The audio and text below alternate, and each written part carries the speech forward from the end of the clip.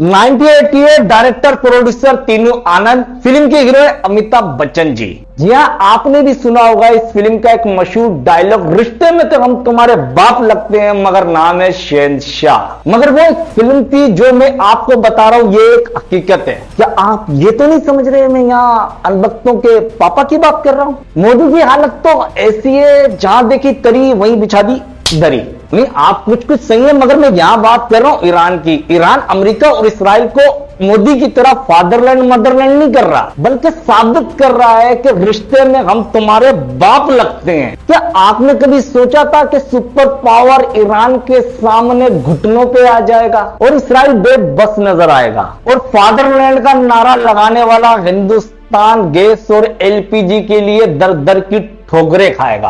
आपको यहाँ बुरा मानने की जरूरत नहीं है, आप तो खुद जानते हैं। अमेरिका ने आपसे कहा रशिया से और ईरान से तेल नहीं लेना, तो मोदी जी ने कहा जो हुकुम आका। फिर ये जंगों का माहौल आ जाता है तो ट्रंप ने कहा सिर्फ 1 महीने के लिए ले सकते हैं, तो भक्तों के पापा ने कहा मेहरबानी। अब इस मेहरबानी में मोदी जी जो है टैरिफ से डर के जी हुजूरी करने लगे। अब आप खुद जानते हैं कि आग लगने से पहले खड्डा खोदा जाता है, आग लगने के बाद खड्डा कौन खोदता है? जी हाँ, ये अजीम काम भी मोदी सरकार करती है, मोदी जी करते, भक्तों के पापा करते हैं। आप खुद सोचिए, एक तरफ ईरान और इसराइल की टेंशन बढ़ जाती है, जंग शुरू हो जाती है और भक्तों के पापा इसराइल जाते हैं, वहां जाकर फादरलैंड मदरलैंड खी करने लग जाते हैं। यानी जो कौम मांस खाती है, जो कौम मूर्ति को हराम समझती है, मोदी जी वहीं जाके इसराइल को फादरलैंड कहते हैं। यानी मोदी जी एक मेडल लेके हिंदुस्तान के पापा डिक्लेयर कर देते हैं इसराइल को। Israel is that fatherland and India that Motherland.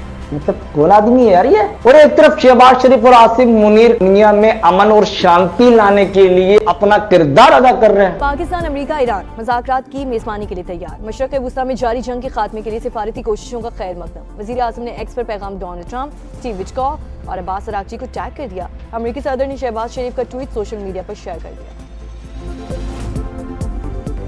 Pakistan को देखिए आप, आज अहम फैसलों का हिस्सा बन चुका है और भक्तों के पापा सिर्फ एक मजाक बन चुके हैं। इस मोदी ने हिंदुस्तान को कहां लाके खड़ा कर दिया, जलीलो ख्वार कर दिया। ये मैं नहीं कह रहा, ये भी आप की राय है। पंडित जी, आपको क्या लगता है अमेरिका ये जंग जीत पाएगा? क्या अमेरिका ये जंग जीतेगा? अरे अमेरिका तो बिगड़ गया है बेटा, उसे होश ही नहीं रहा। और सुन लो, अमेरिका के साथ इंडिया भी लग जाए इस जंग में तब भी जीत नहीं पाएंगे। क्यों? क्योंकि ईरान के साथ पाकिस्तान खड़ा है और जब पाकिस्तान ईरान के साथ है तो फिर मामला बदल जाता है। ये बात लिख लो। आप भी अपने लोग आपके कपड़े उतार रहे हैं और एक्सपर्ट ट्रेंड बन चुका है। मोदी अपना विश्वगुरु का खिताब जनरल आसिम मुनीर को दे। भारतीय प्रोफेसर अशोक स्वाइन का सालसी पर तबसरा। अशोक स्वाइन ने ट्विटर पर लिखा कि भारत पर जंग में सहूलतकार का इल्जाम लगा, पाकिस्तान अब अमन के सहूलतकार के तौर पर मनाया जाता है। अशोक स्वाइन ने एक और ट्वीट में लिखा कि इम्कान है कि पाकिस्तान अमेरिका और ईरान के दरमियान बराह रास्त मुज़ाकरात की मेजबानी करेगा। अगर ऐसा होता है तो मोदी को अपना विश्वगुरु का खिताब पाकिस्तान के अस्करी सरबराह को दे देना चाहिए। अब आप 24 से 48 घंटे में देखिए, ईरान की कयादत पाकिस्तान आ रही है, पाकिस्तान को अपने अहम फैसलों का हिस्सा बना रही है। यानी ट्रंप बार बार कह रहा है जंग बंदी का किसी ना किसी इशारे से, मगर ईरान कह रहा है हम तो तुम्हारे बाप लगते हैं, हम तो ऐसे मानेंगे ही नहीं। ईरान ने तो ऐसी शराइतें रख दी है जैसे कि ये जंग ईरान ने शुरू करी और ईरान पाकिस्तान आकर यह बता रहा है हमें किसी पे एतबार नहीं है, हम पाकिस्तान पे एतमाद भी कर सकते हैं और एतबार भी कर सकते हैं। यानी पूरी दुनिया में पाकिस्तान को इस जंग को रुकवाने का अहम हिस्सा समझा जा रहा है। यानी इस पूरी जंग के अंदर आप एक नजर डालिए कि ईरान का एतमाद और एतबार सिर्फ पाकिस्तान पे है और यही हिंदुस्तान के कुछ लोगों के पिछवाड़े में लग जाती है आग। अब आप सोचिएगा कि हिंदुस्तान में तेल और गैस की किल्लत है, फिर ये आग कैसे लग सकते हैं? मगर मैंने अपने लफ्जों में पहले ही बता दिया, ये आग लगी है सिर्फ पिछवाड़े पे। अब आप इस जंग के 2 पहलू देखिए, आपको ये पूरी जंग पाकिस्तान हिंदुस्तान सब समझ में आ जाएगा। अब पहला पहलू देखिए कि ईरान ने इस जंग में दुबई पे, सऊदीया पे, कतर पे, गोल्फ कंट्रीज पे किस तरह हमले किए। हिंदुस्तान देखता रह गया कि ईरान पाकिस्तान पे भी हमला करेगा, लेकिन ईरान ने बोला हम ऐसा कुछ करने वाले नहीं है क्योंकि हम इसराइल के और अमेरिका के रिश्ते में बाप लगते हैं, हम उन्हीं की बचवाएंगे, उन्हीं के अपने हाथों से। यानी आप तेल कहां से लेकर जाएंगे? ईरान ने बताया हमारे यहाँ अपने हार्मिस वही जगह है जहां से दुनिया का 20% तेल और गैस गुजरता है। यहाँ दूसरा पहलू भी अपना हार्मिस है। अपने हार्मिस ईरान बंद करता है, दुनिया में तेल और गैस की किल्लत आ जाती है और डॉलर कहता है मुझे माफ कर भाई। अब पूरी दुनिया ईरान से कहती है कि गैस और तेल और एलपीजी की कीमतों में इतना इजाफा हो रहा है, कुछ हमारा ख्याल कीजिए। ईरान कहता है ट्रंप से बात करो, हमें कोई टेंशन नहीं है, अगर आपके पास पैसा देने को है तो हम और ज्यादा जंग बढ़ाएंगे। मगर पाकिस्तान अपना एक अच्छा किरदार अदा करता है ईरान को समझाने में। ईरान कहता बस ठीक है, हम आपकी बात को मान लेते हैं, मगर हम अपने हार्मिस से गुजरने के पैसे लेंगे। वही ट्रंप कहता है हम पैसे देंगे, मगर ईरान कहता है सब्र भाई सब्र, हम डॉलर में नहीं लेंगे, हम तो चाइनीज यन में लेंगे। ट्रंप तो फिर मजबूर हो जाता है ये कहने पर कौन है भाई ये लोग, मतलब कोई ऐसे भी मारता है क्या। अब हिंदुस्तान और मोदी के मुंह में आ जाता है पानी। वो सोचता है ईरान हमें तो जाने देगा, हमारे इतने साल की दोस्ती है।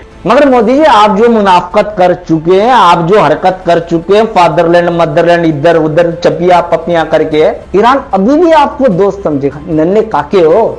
ईरान कह रहा रशिया गुजरे तो हम गुजरने देंगे, चाइना गुजरे तो हम गुजरने देंगे, श्रीलंका ने हमारी मदद की थी इसलिए श्रीलंका को भी हम गुजरने देंगे, पाकिस्तान तो अपना भाई है, गुजरे कोई टेंशन ही नहीं है। वहीं मोदी ने कहा मैं गुजर जाऊं, ईरान ने बोला पैसे दे के गुजरेगा वरना नहीं। अब आप खुद देखिए, भारत जो ईरान का इतने साल से दोस्त रहा, मोदी ने गंदी सियासत गंदी मुनाफकत करके उसे भी खो दिया। यानी इस पूरी जंग में मोदी का एक ही किरदार रहा, सांप सांप होता है, सांप डसना जानता है। सांप को आप कहीं भी रखें, सांप आपके आस्तीन में रहकर डसता है, और मोदी जी डसने का हुनर सांप से बेहतर जानते हैं। और यही हिंदुस्तान के दोस्त थे भूटान, नेपाल, श्रीलंका, बांग्लादेश। आज आप देखिए पाकिस्तान की पॉलिसियों के साथ, पाकिस्तान के ये लोग साथ आज हिंदुस्तान को ये दिखा रहे हैं कि मोदी किस तरह हिंदुस्तान को लूट रहा है, बर्बाद कर रहा है, तबाह कर रहा है। मगर भक्तों के तो ये पापा है ना यार, यानी इनको कुछ नजर नहीं आता, जो मोदी ने कह दिया बस वही सही है। भक्तों के पापा जिस तरह अफगानिस्तान को हिंदुस्तान का यार बनाने की कोशिश कर रहे हैं, आप भूल चुके हो यही अफगानिस्तान मांस खाता है, यही अफगानिस्तान मूर्ति के पूजने को हराम समझता है। अरे भक्तों तुम्हारे पापा क्या दिमागी तौर पे नफसियाती हैं। मैं तो कहता हूं कि अपने पापा को अपने हाथ से दवाई खिलाओ, हिला हिला के खिलाओ। अगर मोदी पप्पी जपियों पर आ जाता आप इससे दूर रहिएगा, क्योंकि ये आपको भी डसेगा और अफगानिस्तान को ये कुट पड़वाएगा, इतनी कुट पड़वाएगा कि अफगानिस्तान को 10 साल बाद याद आएगा कि यार पाकिस्तान ही मेरा अपना है। और इसी अफगानिस्तान को याद आएगा ये मोदी नहीं, एक सांप है जो डसता है। और यही गोदी मीडिया कल कहेगी अफगानिस्तान बुरा है, अफगानिस्तान फला है, और पाकिस्तान का कुछ नहीं जाता, पाकिस्तान अपने मजे में जी रहा है, पाकिस्तान को लोग कुछ भी कह रहे हैं, पाकिस्तान अपनी इज्जत बना रहा है, पाकिस्तान अपना एतमाद बढ़ा रहा है। आप तो जानते हैं, आप मार्कआउट पॉइंट देख रहे हो और मार्कआउट पॉइंट पे हमेशा रियल पॉइंट ही बताए जाते हैं। तो अगली वीडियो में फिर मिलते हैं, जब तक आप सलामत रहिए। पाकिस्तान जिंदाबाद।